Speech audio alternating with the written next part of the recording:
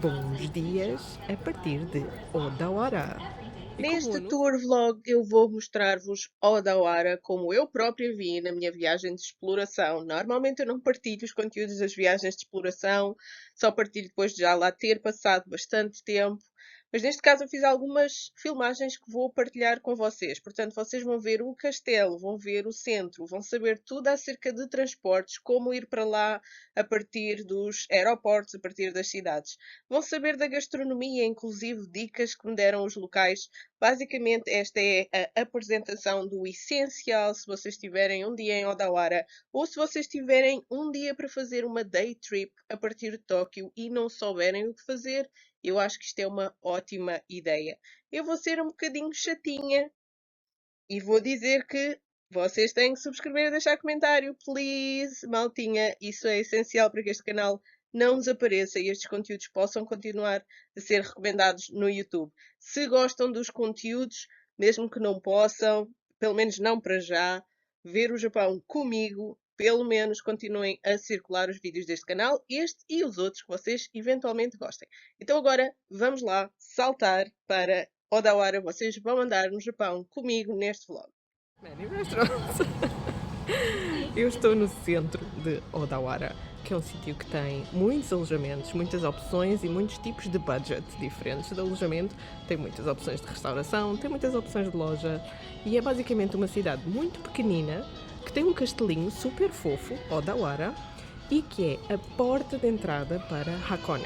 Então, Hakone é uma montanha. Esta montanha fica mesmo à frente do Monte Fuji. Se vocês quiserem ter vistas muito boas do Monte Fuji, estarem no topo da montanha de Hakone é uma ótima ideia. Mas Gora, que fica lá em cima, no topo da montanha de Hakone, ou até o lago da cratera de Hakone, que é um lago extinto, que é um vulcão extinto, são sítios muito bons para ver o Monte Fuji, vocês têm um teleférico, etc e tal, mas têm opções de alojamento muito mais caras. Ok, tudo bem, se vocês quiserem um alojamento com onsen, até com banhos privados, lá em cima, em Hakone Kota Alta, tem muitas opções desse estilo.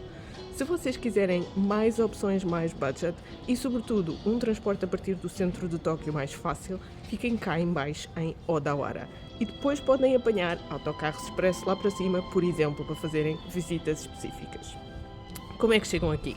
Vocês chegam a Odawara a partir da estação de Shinjuku. Tem dois tipos de transporte. Vocês podem apanhar o transporte caro, que se chama Romance Car, ou podem apanhar o transporte barato, que ainda assim é um Limited Express e custa-vos 900 italianos, ou seja, menos de 1000 ienes, e vocês em 90 minutos de Shinjuku para Odawara estão cá direitinhos, nunca têm que mudar, é super prático e é muito barato para a viagem que é.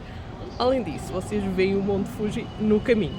Não é um Shinkansen, são 90 minutos, mas é muito prático para as pessoas se porem de Tóquio até aqui em Odawara. Nesta tarde eu vou andar por aqui, se vocês fizerem o transporte de manhã ainda tenho uma tarde para andar por aqui. Se vocês alinharem o vosso transporte para saírem de Tóquio só ao meio do dia, tenham em conta que compram o bilhete com antecedência, porque apesar de haver mais ou menos um por hora, pode esgotar em épocas altas, em épocas em que é Sakura Season ou coisas assim. Então, se vierem da parte da tarde, tenham atenção que já têm o bilhete e aí vocês chegam aqui e simplesmente dormem e no dia a seguir vão para Hakone, vão fazer tours aqui à volta, vão ver plantações de chá, vão ver o Monte Fuji, whatever, o que vocês quiserem fazer. Eu acho que há pouca gente estrangeira que faz este tour, mas isto é muito comum para os japoneses, isto é a maneira para vir aqui ter dos japoneses, portanto é isso que eu estou aqui a falar. Eu vou-vos mostrar um bocadinho de Odawara também.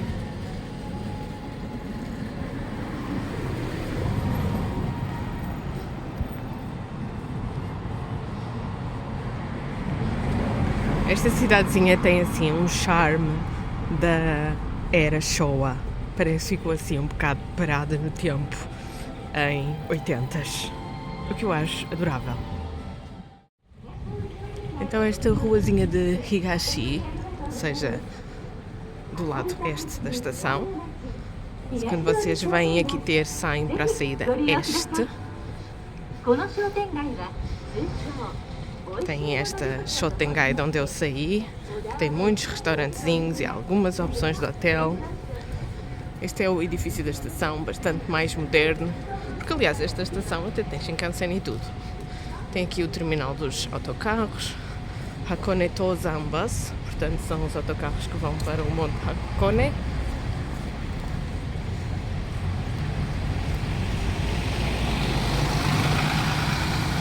Têm aqui café, bom.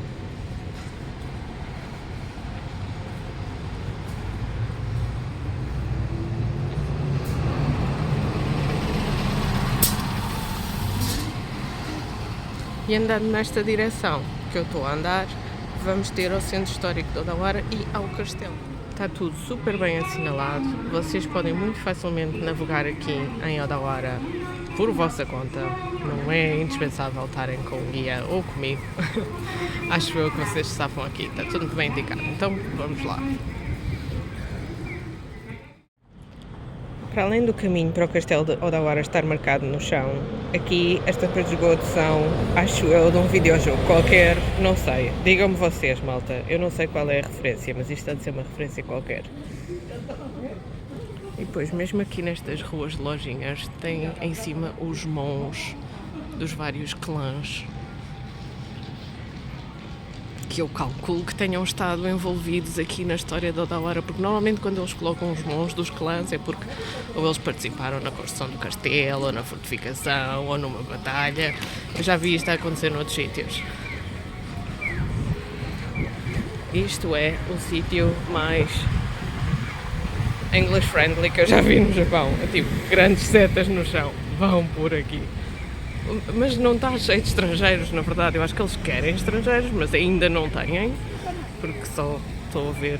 Claro que há muitos estrangeiros que vão para Hakone, muitos mesmo, mas eles não ficam aqui, eles vão diretamente lá para Hakone, eles não ficam em Odawara.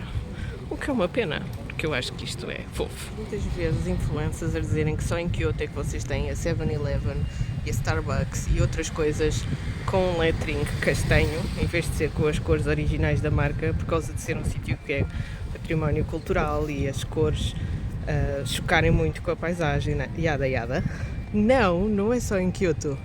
Em muitos outros sítios do Japão, as lojas, as marcas estrangeiras têm que mudar o lettering para castanho. Basicamente sempre que eles estão num centro histórico, perto de um castelo, etc e tal, isso acontece. Portanto, vocês não têm que ir a Kyoto para ver isto. Nesta rua que vai dar ao castelo ainda há muitos estabelecimentos assim, que são restaurantes tradicionais. Se eles estiverem em funcionamento na hora que vocês cá chegam, o que no almoço costuma ser das 11 à 1 e no jantar costuma ser das 4h30, 5 até às 6h30, 7, aproveitem e entrem.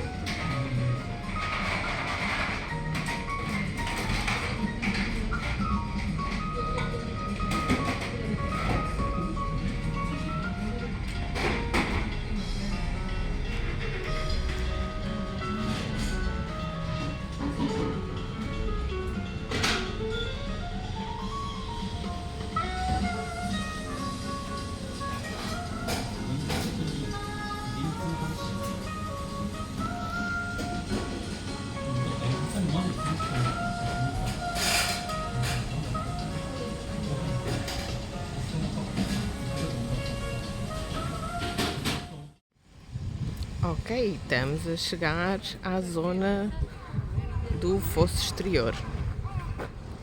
Então, porquê que este castelo é importante? Este castelo ficou basicamente no radar do património cultural japonês quando, em 2006, se eu não estou em erro, eu estava muito a começar a estudar isto, mas enfim, este castelo... Depois vocês podem pôr na pausa e ler o texto já agora, mas eu vou explicando entretanto. Este castelo ficou um bocado no radar do património cultural japonês quando em 2006 foi classificado na lista dos 100 melhores ou mais históricos castelos do Japão. E na verdade ele tem uma história pouco usual. Então, esta fortificação foi super importante no período Kamakura, porque está localizada numa encosta, porque era inexpugnável, porque o clã Doi dominava aqui a área sem ser questionado. Então, durante o período Kamakura, ele foi efetivamente um castelo muito importante. Depois, durante o período Tokugawa e antes de ser atacado e eventualmente dominado pelo clã Hideyoshi, este era o castelo do chamado dragão, que era o Kenjin Uesugi. E sim, o Kenjin Uesugi é um bocado parcialmente inspiração, quer por ele ser chamado o dragão quer por ele ser assim uma força da natureza, é a referência para muitas coisas da cultura popular japonesa durante o período Edo, e depois eventualmente foi conquistado pelo clã Hideyoshi e continua a ser usado como castelo, até que no final do período Edo chegou o período Meiji, e no período Meiji uma das coisas que fizeram foi invalidar o sistema de castas no Japão. O novo governo e o imperador Meiji queria que já não existisse um sistema samurai, um sistema de castas e um sistema de regime feudal, então tentou desmantelar tudo isso, e uma das coisas que fez foi fisicamente desmantelar castelos. E quando eu digo desmantelar, é mesmo aqueles castelos que ainda não estavam completamente obsoletos ou que ainda tinham vestígios muito relevantes ou estavam até a ser utilizados, eles foram desmontados. Mas deixaram-se normalmente as fortalezas, as partes dos muros e os fossos e às vezes as pontes. Então, eventualmente, o castelo de Odawara foi desmantelado durante o período Meiji, mas mais tarde voltaram a achar que ele tinha importância histórica e cultural. Já tinha passado tempo suficiente, já não havia a questão de ter que se demarcar um novo regime político. Isto já podia ter uma leitura de passado, arrumado, não é? E aí voltou a pensar-se em reabilitar e eventualmente até reconstruir o castelo como ele era no período Edo, ou no final do período Edo, pelo menos. Então, as grandes campanhas aqui no Japão de reconstrução de castelos são no pós-Segunda Guerra Mundial, e este foi um dos que foi abrangido. Alocaram-se grandes recursos financeiros e também muita investigação académica, e eventualmente reconstruiu-se este castelo como ele teria sido durante o período Edo. Portanto, o que vocês estão aqui a ver é um castelo feito no século XX, como ele teria sido no período Edo, e que ilustra e exemplifica toda essa longa história. Paradoxalmente, ele é um castelo que só quando foi de propósito desmontado em períodos de paz é que foi de alguma maneira transformado. Ele nunca foi severamente destruído em períodos em que realmente requeresse ser usado como fortaleza ou castelo. Portanto, ele é virtualmente ainda inexpugnável, excepto quando o regime político muda e decidem desmontá-lo. Que eu acho que é uma história muito recambulesta, mas muito interessante. Então, vamos lá entrar nas muralhas.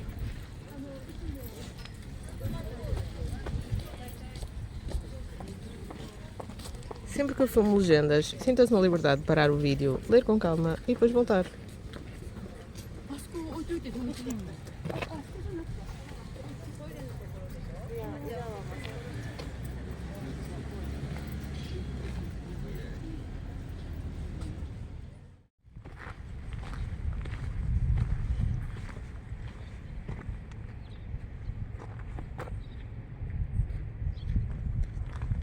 Aqui tem um bocadinho da parte da explicação de como é que eles, pegando nos vestígios arqueológicos que existiam e no material desmontado no período Meiji, como é que eles reconstruíram isto.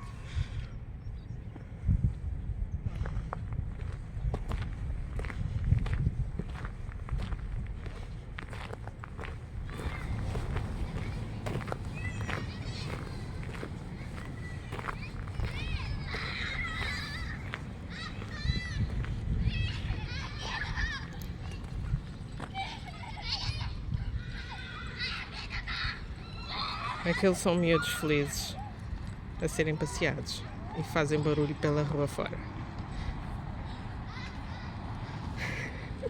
Os japoneses são muito silenciosos em espaços públicos. A ordem geral é essa.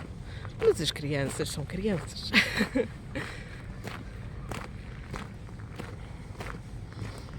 O Madashimon, o nome deste portão.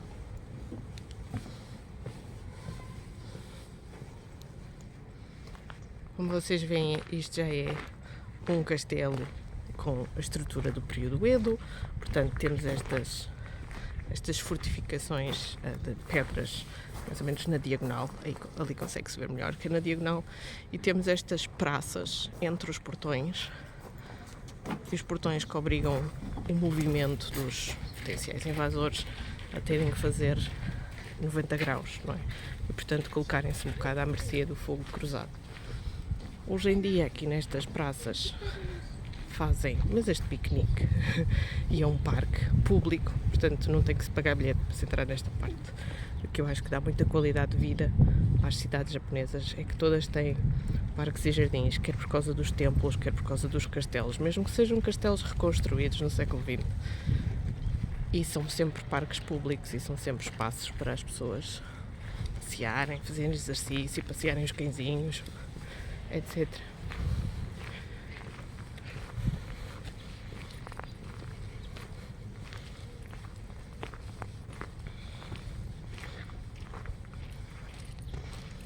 Cá está, depois de passarmos o primeiro, chegámos ao Akane Gate, ao Akanemon.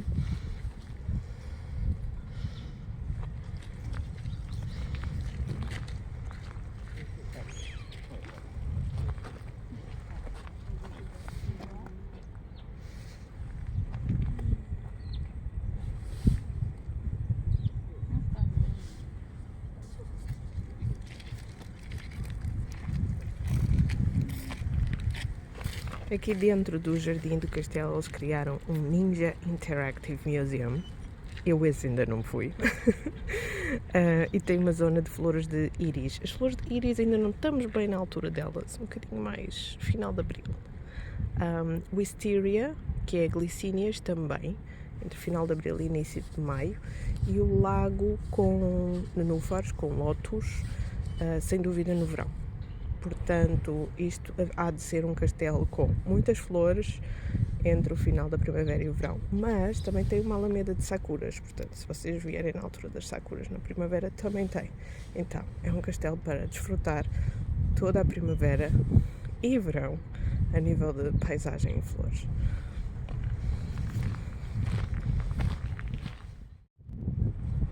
O metal também não era muito abundante no Japão antes do período Edo. Para terem acesso a metal, o que é indispensável para fazerem armas, também ferramentas agrícolas e também portões e coisas de arquitetura, os japoneses tiveram que intensificar o seu comércio com a Península Coreana e até com a China, o que só foi possível também pelo trato com os portugueses, porque já havia comércio entre alguns estados japoneses, nomeadamente do sul do Japão e as chamadas ilhas Ryukyu, que hoje constituem Okinawa, mas não era um trato comercial suficiente para trazer ao Japão a quantidade de seda e de metais em geral que aconteceu depois de ter sido estabelecido o trato com os portugueses.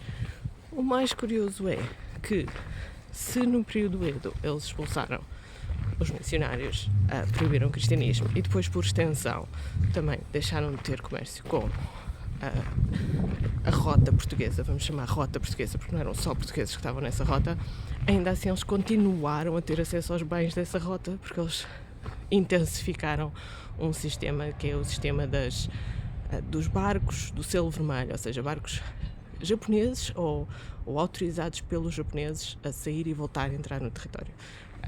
E que podiam ter pilotos chineses, coreanos, malaios, holandeses. Tinham também o comércio com os holandeses a partir de Dejima, Nagasaki. Mas não só. Este portão, como vocês veem aqui, tem a particularidade de ter um tronco inteiro de uma árvore. Aliás, dois, porque ali está outro.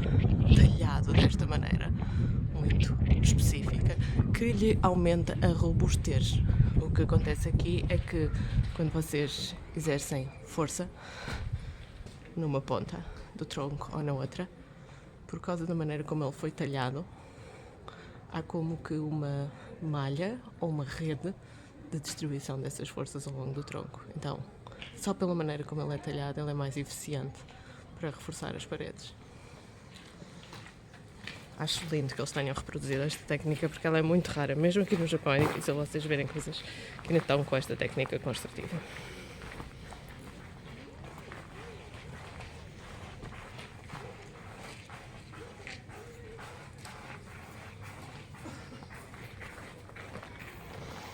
E já estamos efetivamente a entrar no castelo.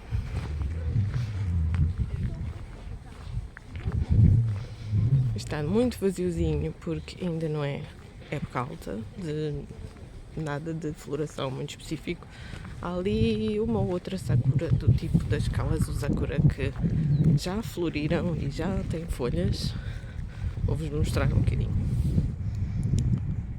As Kawazu Sakura as Sakura de Kawazu, são as primeiras a florir em todo o Japão e já floriram há um mês atrás. Mas em outros sítios que não são a península de Kawazu, nomeadamente aqui, porque estamos perto do Monte Hakone e é mais frio, elas demoram mais tempo a abrir e consequentemente agora, um mês depois, ainda estão abertas. Então as pessoas às vezes dizem, é muito cedo para abrirem as Sakura, e estão a falar das Sakura genéricas, ou seja, as Yoshino, mas estas não são Yoshino, estas são Kawazu Sakura, que estão a abrir tarde, o que corresponde a bastante mais cedo do que as Yoshino é suposto abrirem. Ainda assim, este ano as Yoshino vão abrir mais cedo. Portanto, desculpem estar a ser nerd, mas é assim, botânica é botânica e as espécies não são iguais, tá? E vocês têm que saber do que é que estou a falar. Se não, perguntem, porque eu respondo. Ok? Então, estas são Kawazu Sakura, que estão a abrir um mês mais tarde que o normal, porque aqui em Odawara é super frio. Porque estamos perto do Monte Hakone. E porque apanhamos um tempo mais frio no Japão. Primeiro apanhámos muito calor em Kawazu, na península de Kawazu, ou melhor, na península de Izu, na cidade de Kawazu, aí apanhámos montes de calor, aí era fevereiro e estavam 22 graus, era uma coisa de loucos.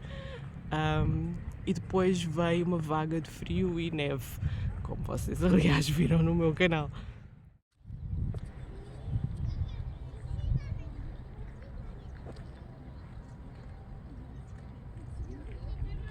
Na campanha de intervenções com objetivo pedagógico de 2019, que foi uma campanha muito interessante que se fez por todo o Japão, também que se fez em sítios como estações de comboio em Tóquio, também tenho vídeo sobre isso.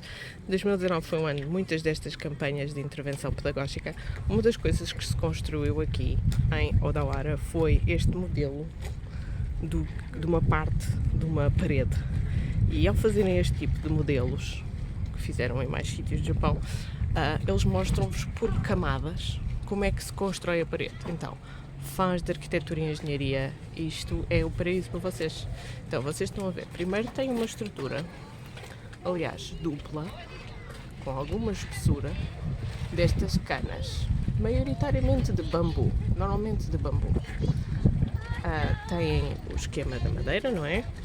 E depois tem as canas de bambu. Depois, esta estrutura com a espessura de canas, agora vou passar aqui deste lado para vocês verem a espessura da parede. Esta estrutura de canas é preenchida com lama, com barro. Aqui deste lado vê-se melhor. Estão a ver o espaço entre as canas? Este espaço que a minha mão ocupa aqui é preenchido com lama, com adobe. Barro. E também se vão atando cordas à medida que se vai fazendo isso. Ao atar as cordas e as cordas ficarem dentro do barro, elas introduzem algum ar e alguma maleabilidade à estrutura. Depois vai-se deixar secar e depois vai-se pôr uma outra camada. Esta segunda camada, vocês veem aqui a diferença desta para esta. Esta secou primeiro e depois põe-se esta. E esta já não é só lama. Esta já é lama misturada com palha. Estão a ver aqui farripas. Pronto. Esta palha é normalmente palha de arroz, mas também pode ser de outro tipo de cereais. E depois desta camada estar seca, às vezes ainda se acrescenta uma terceira ou uma quarta. E só depois é que se colocavam as camadas exteriores da própria parede, que não eram tinta, historicamente falando, mas podiam ser caiadas. Já se conhecia aqui essa técnica. Nesta parte de cima, também vos estão aqui a mostrar como é que faziam. Faziam com ripas de madeira, cordas, depois, outra vez, lama, deixar secar, lama no sentido, argila, e só depois a camada exterior, já com palha. Conseguem ver sair aqui os filamentos da palha e só depois caiadas por fora. Então isto é muito resistente ao próprio clima do Japão. É uma maneira de construir muito inteligente para este clima, mas é preciso acrescentarem uma coisa: telhas. Antes de usarem as telhas, o que acontecia aqui era que as chuvas torrenciais do verão lavavam e arrastavam o caiado dos muros. Então, claro que tinham que ter as telhas, e as telhas têm que ser um bocadinho salientes em relação às paredes, porque realmente não só a neve no inverno, mas sobretudo as chuvas torrenciais no verão desfaziam estas paredes, se não fosse assim. Então às vezes as pessoas pensam que as paredes eram todas feitas de pedra ou de rocha ou qualquer coisa assim. Não, isto é muito diferente dos castelos europeus. Eu gosto muito de parar nestes. Aliás, eu acho as campanhas de 2019 ótimas. Eu gosto muito de parar nestes sítios, nas visitas guiadas, para as pessoas chegarem mesmo de perto, virem a textura das coisas. Acho que isto é que se retém na memória das pessoas quando visitam estes sítios. Ok, nerdice acabada, let's go! Se vocês quiserem, agora modernices, já podem descarregar uma app que é gratuita. Chegam aqui com os vossos smartphones, apontam para estes QR codes e a coisa está resolvida. E aí vocês têm uma visão 3D, uma espécie de... como é que se diz? Isto é o nome, agora não me lembro. Mas têm uma visão à medida que vocês andam à vossa volta com o telemóvel, vai-vos mostrando como é que era o palácio. Palácio esse que já não existe mesmo, só do ponto de vista virtual é que vocês o podem visitar, mas que seria nesta zona aqui. Então, se vocês quiserem fazer uma visita virtual 3D ao palácio, podem, basta descarregar a app com o smartphone. Lançaram isto em 2018, já agora. É mesmo muito recente e no pós-Covid isto ainda não bombou de popularidade, não é? Há muita coisa para ver e fazer aqui. Vamos primeiro à direção da Torre do Castelo.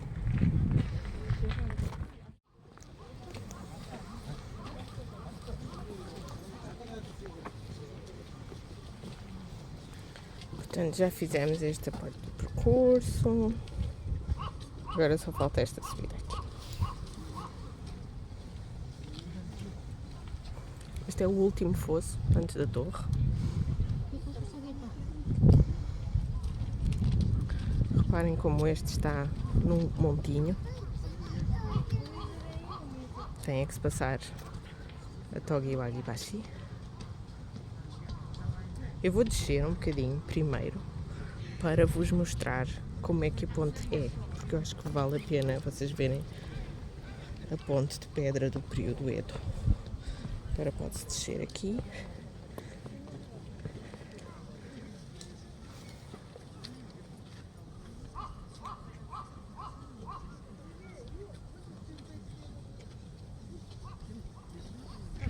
Ok, a entrada é muito acessível.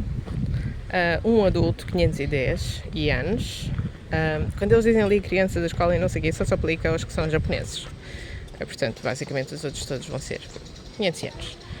Muito acessível. Mas o quarto e o quinto andar, pelo que eu estou aqui a perceber, não só deste esquema, mas de outros que eu já vi antes, não vai ter elevador. Então isto é mesmo dar a perninha com escadas. Até ao terceiro andar talvez haja elevador, mas mais do que isso não.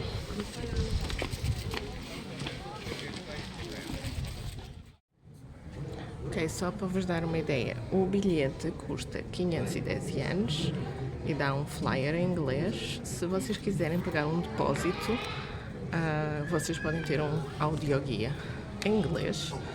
Eu não o experimentei porque a minha experiência aqui no Japão é que os audioguias são muito mal narrados, porque eles não são bons em dicção em japonês e não se percebe nada. Mas pronto, só para terem uma ideia. Lá dentro não vou poder filmar mais, isto é só mesmo dentro. Chegando finalmente aqui acima à varanda, eu já posso voltar a filmar e falar com vocês. Entretanto, eu filmei um vídeo lá dentro também. Vir aqui ao Castelo de Odawara é realmente uma experiência muito boa. Acho que como museu funciona muito bem, mas devo avisar que não é de todo possível para pessoas com dificuldade de locomoção. Não há estruturas para quem tenha carrinhos de bebê ou cadeira de rodas ou simplesmente tenha dificuldade em subir todas estas escadas. Eu acho que esse é um ponto a desfavor. Outro ponto a desfavor é o facto de, particularmente com todas estas escadas e poços de escadas e salas de exposição que têm que se encaixar em espaços muito pequeninos do castelo, e ele é ligeiramente claustrofóbico. Eu vi muitos japoneses a queixarem-se disso. As vistas do mar e da montanha são belíssimas aqui do topo, portanto.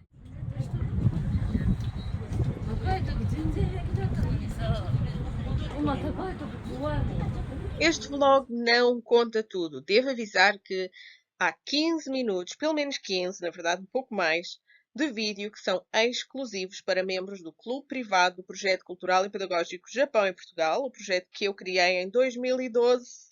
Oh meu Deus, já nisto há mais de 10 anos. É realmente uma parte do vídeo que conta mais a fundo a história de Odawara. Ela tem como base os vídeos produzidos pela equipa pedagógica deste mesmo sítio arqueológico e monumental, do Castelo de Odawara. O vídeo foi gravado com permissão no local, à vista dos técnicos especializados e para finalidades pedagógicas, mas ainda assim com a restrição de não poder ser colocado em sinal aberto, canal aberto na internet. Portanto, para a finalidade de ser utilizado em contexto de aula, em contexto de formação pedagógica, nas minhas competências como professora, como pessoa que está aqui para vos facultar um caminho de aprendizagem nos estudos japoneses, eu posso utilizar esse vídeo, mas não aqui no YouTube, na internet.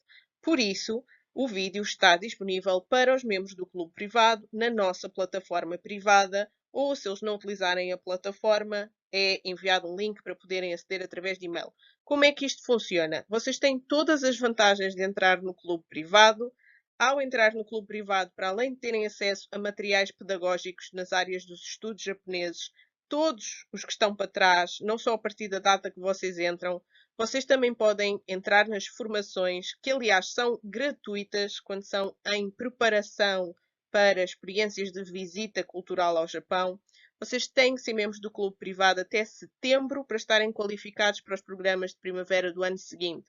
Isto porquê? Porque é preciso um período de aprendizagem. Há leituras recomendadas, há sessões de discussão dessas leituras, para além dos clubes de leitura, há outros seminários. Funciona no regime do seminário, vocês têm um tema para estudar, eu dou-vos esse tema, depois discutimos esse tema, convidamos outras pessoas para falar connosco. Também existem workshops, nem todos são dados por mim, alguns workshops são dados por especialistas nessas áreas e vocês têm ou condições completamente gratuitas ou condições de um desconto muito significativo, o máximo de desconto que esses parceiros podem fornecer para membros do clube e, portanto, vocês têm vários meses em que se preparam para conhecer o Japão, a sua história, cultura, arte, sociedade, tradições. São utilizados referências credenciadas, livros de autores que sabem do que estão a falar.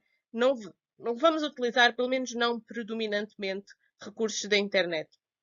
Devo dizer que isto não é uma viagem comercial, isto não está disponível para agências de viagens, nem para grupos organizados por outrem. A perspectiva é que as pessoas que ficam com conhecimento para desfrutar da experiência da visita cultural ao Japão podem, de facto, depois realizá-la na primavera do ano seguinte. É por isso que não posso integrar pessoas de fora que não queiram passar por essa fase e, sinceramente, porque quero utilizar o meu tempo e os meus recursos para quem vale a pena e quer realmente entrar nesta viagem, não só viagem física, porque se deslocam ao Japão para conhecer o Japão, mas nesta viagem de aprendizagem e até de desenvolvimento pessoal através dos estudos japoneses. Portanto, escrevam mensagens nas redes sociais que estão aqui citadas na descrição do vídeo ou contactem para terem acesso a este tipo de oportunidades e ficam já a saber, todos os vídeos que estão no YouTube têm muito mais conteúdo para os membros do clube privado do Projeto Cultural e Pedagógico Japão em Portugal. Curiosamente, foi ficando mais morninho ao longo do dia, o céu está mais azul e a temperatura subiu um bocadinho mais. E levantou um bocadinho a neblina, então agora vêem-se melhor as cores das flores e vê-se melhor as montanhas ao fundo e tudo mais. Acho que vale mesmo a pena vocês guardarem umas boas 2 horas se vocês tiverem interesse em ler as legendas todas e aprender sobre património histórico e ver os filmes são muito bons, eles deixaram-me gravar os filmes, a parte dos vestígios arqueológicos ou dos mapas ou das maquetes é que não. mas vale mesmo a pena. E depois podem descer outra vez e ir para aquela zona perto da estação e comer qualquer coisa e fazer umas comprinhas e está a tarde feita. Então, para esta primeira chegada a Odawara, antes de vocês irem para Hakone ou outro sítio qualquer, não passem só por aqui.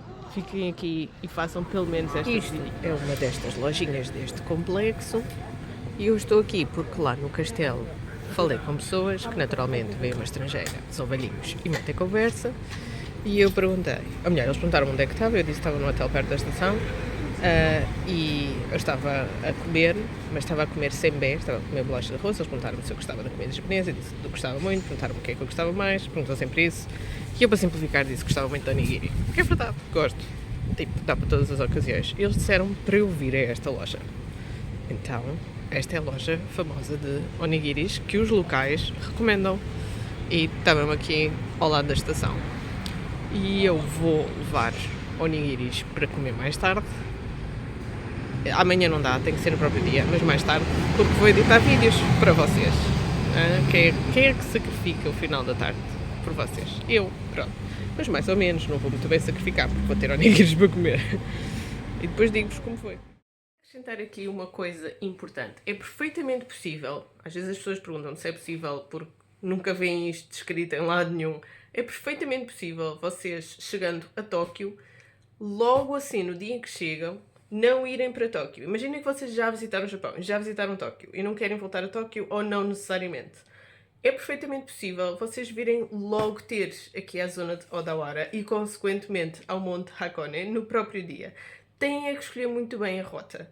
Então, se fizerem como eu fiz hoje, eu comecei esta minha rota de Narita, a localidade de Narita, mas pode ser, no vosso caso, o aeroporto de Narita. Se vocês chegarem até às 9 da manhã, vocês podem fazer o transporte do aeroporto de Narita até, por exemplo, Nippori. Podem evitar ir até Ueno. Eu sei. Toda a gente, tudo está na internet, vos vai empurrar para vocês tomarem o Narita Express e irem até Ueno. Paguem metade disso, vão no comboio normal, não no Express, e saiam em Nippori. Em Nippori vocês apanham a Yamanote Line, que é a linha do metro, a linha verde JY, a linha circular que dá a volta ao centro de Tóquio. Vocês apanham a Yamanote Line na direção de Ikebukuro. Depois de Ikebukuro ela continua e vocês vão parar a Shinjuku. E quando chegarem a Shinjuku, saem na estação de Shinjuku e trocam de linha. Eu não vim para aqui numa linha JR, eu vim para aqui na linha Odakyu. Eu achei que a Odakyu era melhor na relação qualidade-preço, no número de paragens, na frequência, etc. Não estejam over-reliant na JR, pensem para fora da caixa. Em Nippori, eu realmente fui até Shinjuku, mas em Shinjuku saí e apanhei a linha Odakyu. E a linha Odakyu pôs-me aqui. Portanto, funcionou muito bem. Foi uma viagem super relaxante. Estava praticamente vazia. Não havia problema absolutamente nenhum com malas grandes ou até com grupos grandes. Era mesmo só japonês e estava vazia. Ninguém usava daqui, não sei porquê. Eu acho que funciona muito bem. Portanto, e conseguem chegar aqui, realmente.